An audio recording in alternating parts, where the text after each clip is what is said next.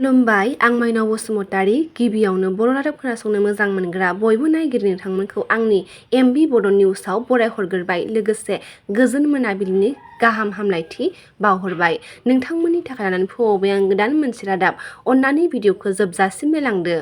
दिनैनि गिबि रादाबाव दङ उदालगुरि जिल्ला बक्सिं एस'सिएशननि बानजायनायाव फैगौ 25 जुलाइनिफ्राय 28 जुलाइसिम खुंगा 44थि दुआराय आसाम जिल्ला सिङारि जुनियर हौवासा हिन्जावसा बक्सिं चेम्पियनशिप 2024खौ खुंफुंगोन। बिनि थाखाय उदालगुरि जिल्लाया साखाफारा जानानै दङ।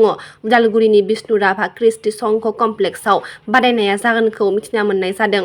बिनि थाखाय बानजाय आफादनि जानानै बयखौबो मदद आरो हेफाजाब होलायनो खावलायहरदों मासिगिरि थामहिनबा बिटिआरनि लेङाइ गाहाय खुंगिरि गबिन्द चन्द्र बसुमतारीया। क'क्राझार जिल्ला पुलिसआ आखाइजों बानायनाय हाथियार बोखांदों।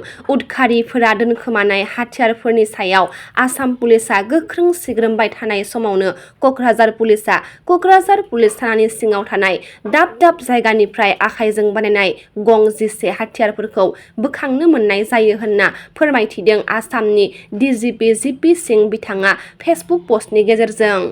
मोनसे दुखुनांथाव जाथाय जादों। बाक्सा जिल्लानि जालहायाव सानै गथ'साफोर जन्दिप कलिता आरो दिखौ दासआ मोनसे फुख्रियाव गब'ना अबथिरायै जिउ गोमायो। सरना गामिनि दिखौ दासआ गावनि लोगो जन्दिप कलितानि जोनोम सान फालिनो जालहा कलिता सुबायाव फैदोंमोन। जालहा कलिता सुबा लामायाव मोनसे कालभारनि साखाथियाव मोनसे फुख्रियाव गब'ना अबथिरायै जिउ गोमायो। आबाद फोथाराव फैनाय सासे सुबुङा गथ'फोरनि खर'खौ दैयाव नुसनना जायगानि थागिरिफोरनि मददजों गथ'साफोरखौ थाबैनो फुख्रिनिफ्राय बोखांनो मोननाय जायो आरो फाहामथायनि थाखाय देहा फाहामसालियाव थिसननाय जायो। नाथाय देहा फाहामसालिनि देहा फाहामगिरिया गथ'साफोरखौ थैबाय होनना फोसावो। बड'लेण्ड मुंख्लं नखरफोरनो 5 लाख रांनि अनसुंथाइखौ थाबैनो होजोबनो गोख्रों दाबि। आलादा रायजो बड'लेण्ड सोमावसारनायाव मुंख्लं जालांनाय नखरफोरनो सोरखारा फोसावखानाय 5 लाख रांनि अनसुंथाइखौ थाबैनो होजोबनांगौनि फिन आरो दाबि खालामदों बाक्सा तामुलपुर जिल्ला मुंख्लं नखरारि आफादआ।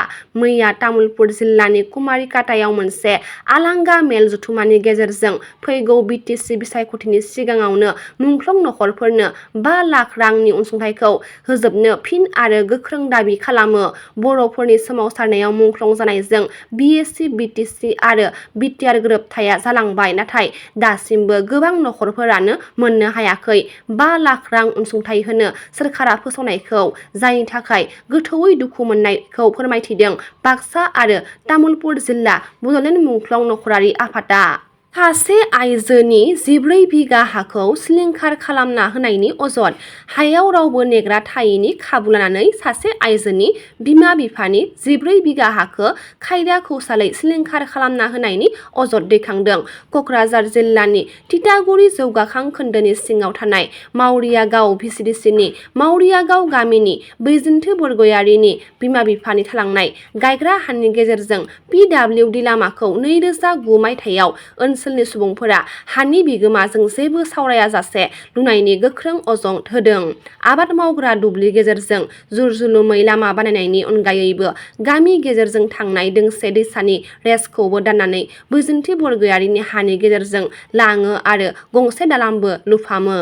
नाथाय बेफोरनि सोलायै सरकारनिफ्राय माबा मोनसे अनसुंथाइ मोननांगौनि थाखाय 2012 मायथाइनिफ्रायनो बै समनि बिटिसि सोरखारनिसिम बैजोन्थो बरगयारिया गोबां खेब खारदोंब्लाबो नाथाय जेबो रोखोमनि फिथाइ मोननो हायासै।